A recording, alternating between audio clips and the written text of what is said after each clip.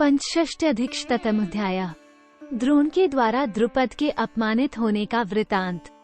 आगंतुक ब्राह्मण ने कहा, गंगाद्वार में एक महाबुद्धिमान और परम तपस्वी भरद्वाज नामक महर्षि रहते थे, जो सदा कठोर व्रत का पालन करते थे।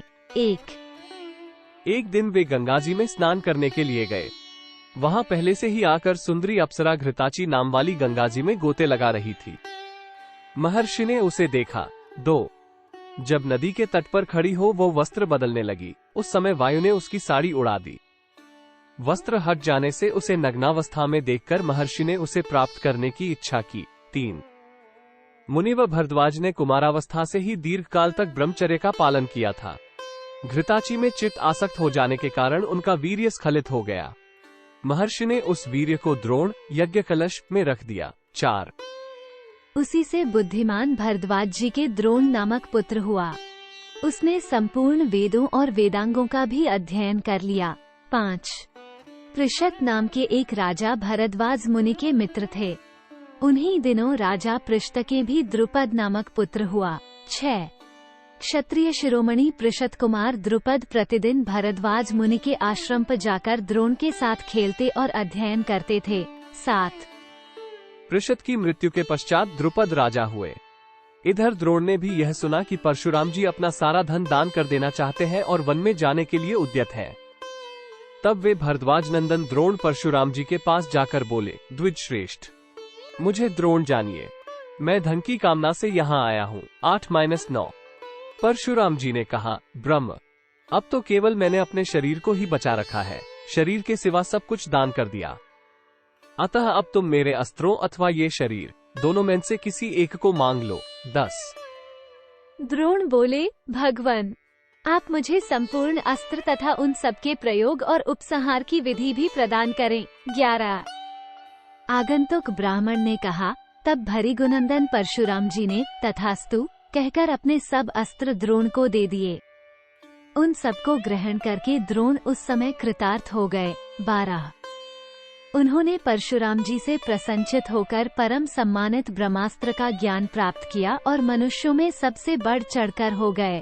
13 तब पुरुष सिंह प्रतापी द्रोण ने राजा द्रुपद के पास जाकर कहा, राजन, मैं तुम्हारा सखा हूँ, मुझे पहचानो। 14 द्रुपद ने कहा, जो श्रोत्रिय नहीं है वो श्रोत्रिय का, जो रथी नहीं है वो रथी वीर का, और इसी प्रकार जो राजा नहीं है वो किसी राजा का मित्र होने योग्य नहीं है।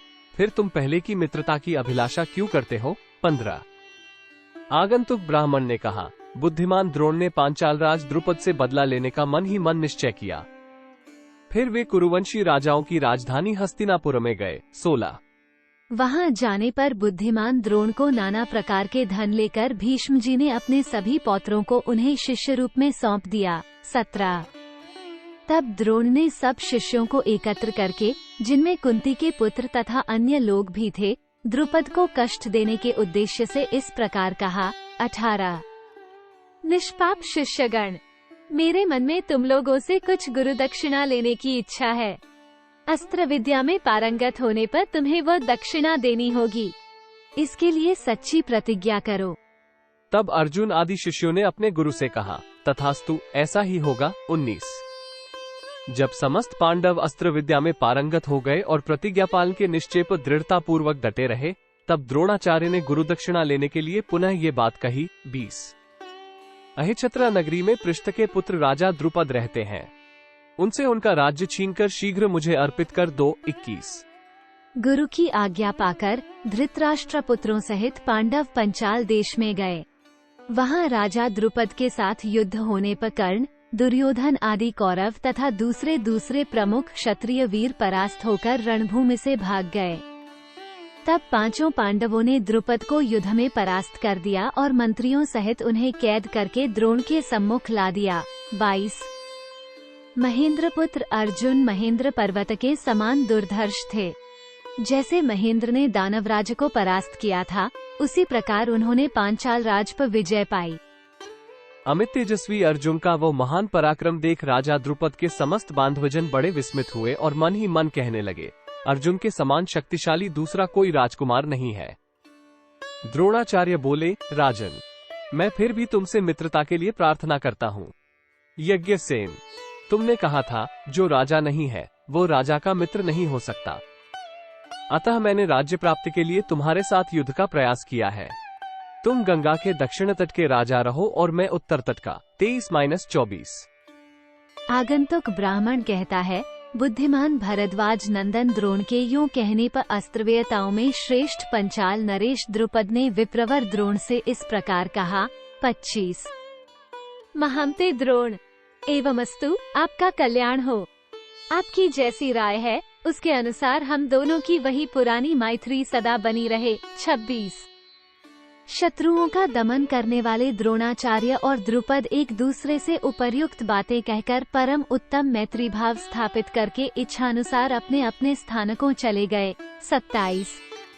उस समय उनका जो महान अपमान हुआ वो 2 घड़ी के लिए भी राजा द्रुपद के हृदय से निकल नहीं पाया। वे मन ही मन बहुत दुखी थे और उनका शरीर भी बहुत दुर्बल हो गया। 28। इस प्रकार श्री महाभारत आदि पर्व के अंतर्गत चैत्र रथ पर्व में द्रौपदी जन्म विषयक 165वां अध्याय पूरा हुआ। 165।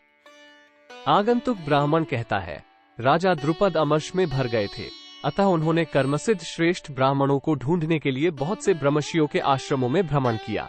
1। वे अपने